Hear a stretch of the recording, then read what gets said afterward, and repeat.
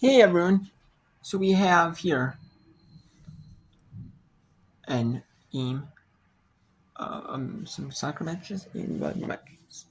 That's what they call women.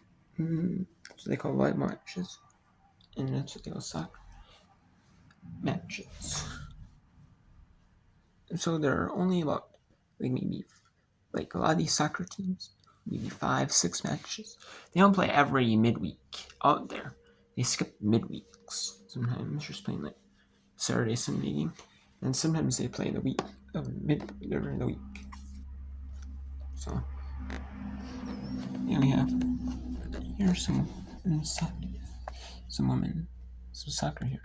So midweek are usually Wednesdays and Thursdays for soccer, and Saturday, Sunday is usually weekend for men's.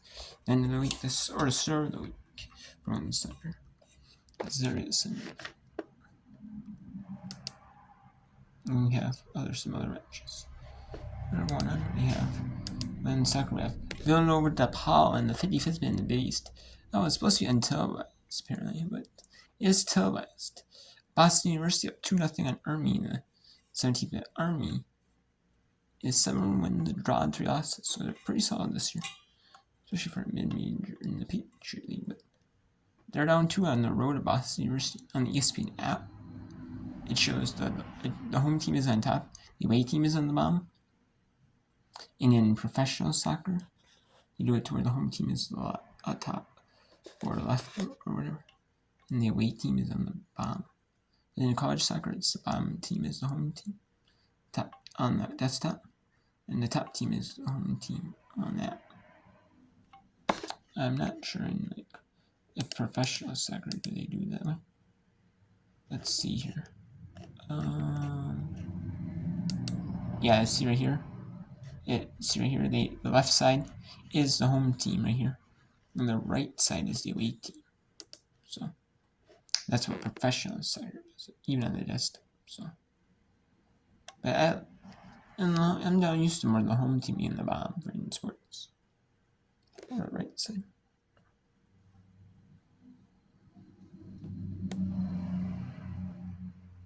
So I like that. I really do. And we have the Holy Cross and Kobe in 23rd minute scores. Winthrop Vanguard Rub in the Big South 25th minute. And these are 2 Patriot games. This is another Big East game. You kind of proud 27 minute scores. Women's college volleyball. We have first set.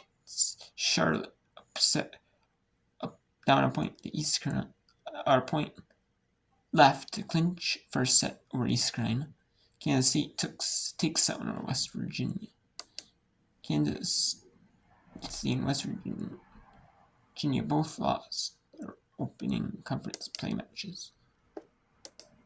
And East Carolina is 0-2 in the American Athletic Conference. 0-2 is in conferences. 0-2 against American Athletic Conference opponents is East Carolina. Charlotte is 1-1, a win and a loss against American Conference opponents. And Villanova is playing with 10 players. After T. Gambardella has she got a red card in the 30th minute. And she got a red card in the 30th minute.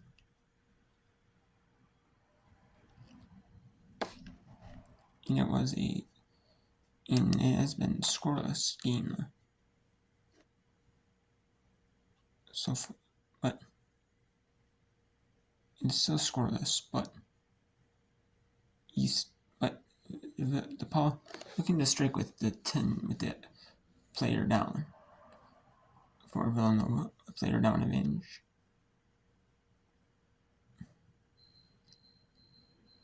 I'm surprised they don't do it to where you can sub in a player.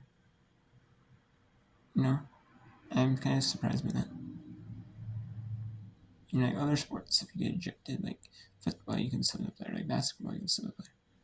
every player, you can get players subbed in, you know. I guess if I was professional, so I guess different on that, bro. And Villanova, you can see there for their soccer field, they play it on the baseball side or softball field, you know, that they use, you know. They use that, as you can see, the dirt is still there, and then they just put the lines for. They just paint the lines for soccer on top of that.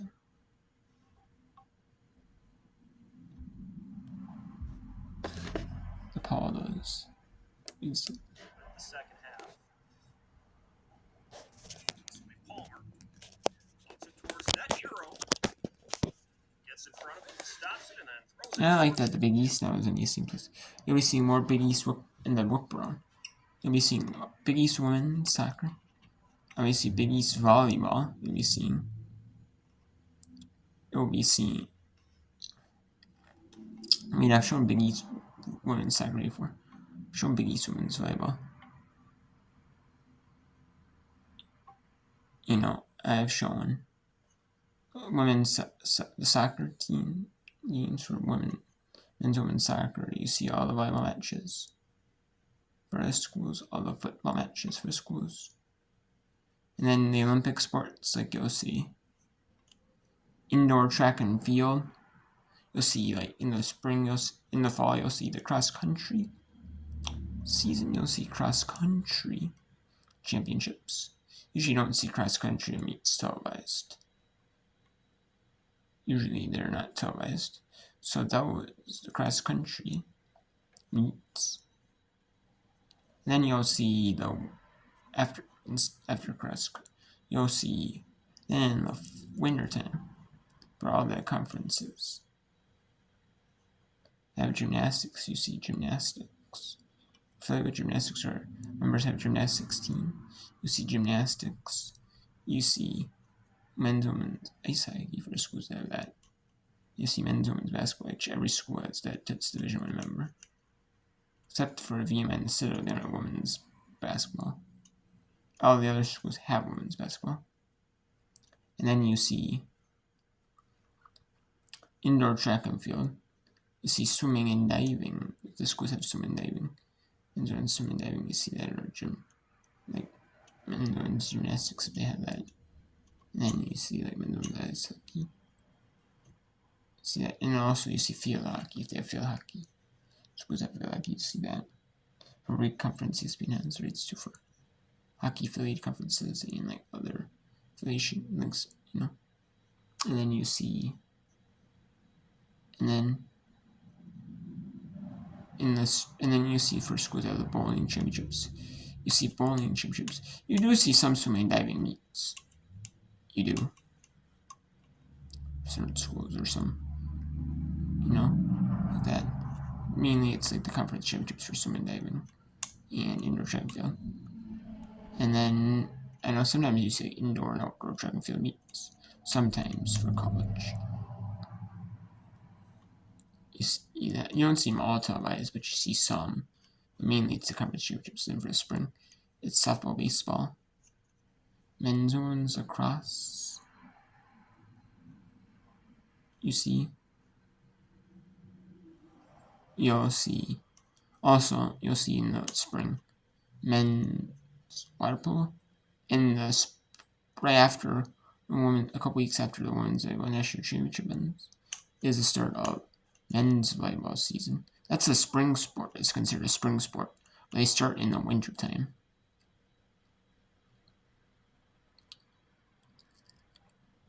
Because the season is like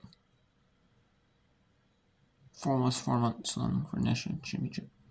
That's why I started in the beginning of January. So they get done in like May. And then for schools who have that, a lot of times it's like Division 2, Division 3 schools. The men's they affiliate with they all in one division. And then you have women's water polo in the spring, as well as outdoor track and field. You see all the the water polo men's for women. You see the outdoor track and field. More outdoor track and field meets indoor, but you see the conference championships for other conferences. Then you see some track and field meets outdoors. You do. So, just cool. Like that. The track and field.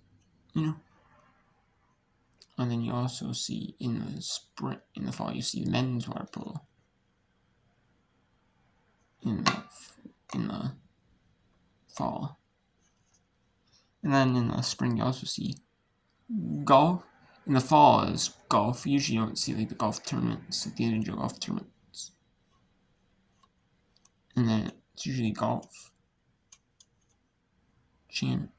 Unless they're special ones on golf, the big huge collegiate golf tournaments with the big name collegiate players. Could be professionals. Maybe, or you'll see that in golf channel, or you'll see college golf. You'll see the college golf championships. For college, you'll see the conference championships for college golf. You'll see the conference championships for men's and women's college golf, like I said. The conference championships for men's and women's tennis. You will see some men's and women's tennis matches. They're televised by some schools, either with commentators or maybe commentatorless. Or they'll have a cross-court cast, where the SEC, ACC, all the matches in the SEC, all the matches in the will be on one stream, whether it's men's or women's. You'll see them all combined in one feed. Same with the women. Same with that, You'll see them all combined in one feed for the AC cross-court cast. Or Big 12 or something like that. Certain schools might have them, but they're on televised. But they're uncommented, I should say. So, yeah, we're just gonna do every single Big East, every single sport in Big East. That's a women's sport virtually, which I like. You'll see more. That means in the whip round, you'll see this year you'll be able to see Big East basketball, women's basketball in the whip round. You'll be able to see that. You'll be able to see Big East basketball. You'll be able to see Big East basketball. And then you'll be able to see Big East softball and baseball, or softball. In the spring, you'll be able to see for spring sports. You'll be able to see Big East softball. You'll be able to see Big East women's lacrosse. Those two sports fight track and field whip rounds. The coming conference track and field season. You'll be able to see that. Big East tennis. Big East has tennis. Women's tennis. You'll be able to see Big East women's tennis championships.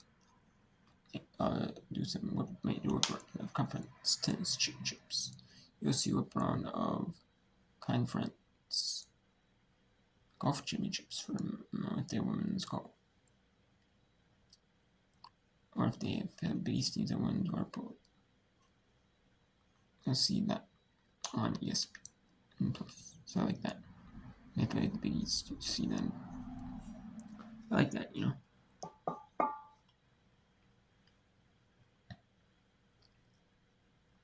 You'll be seeing a lot of whip round for that.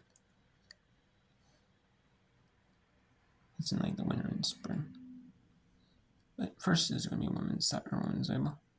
You'll see women's basketball, but they'll be whipped around on only when there's days maybe on Mondays when there's no women's volleyball and any of the conferences that can televise.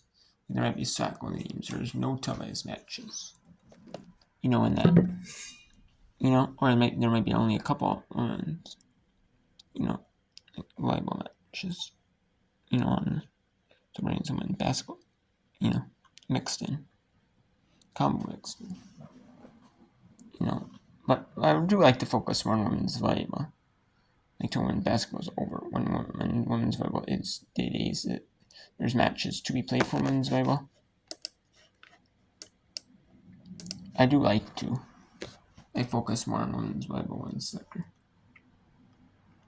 And then women's. So, I do like to do that. So.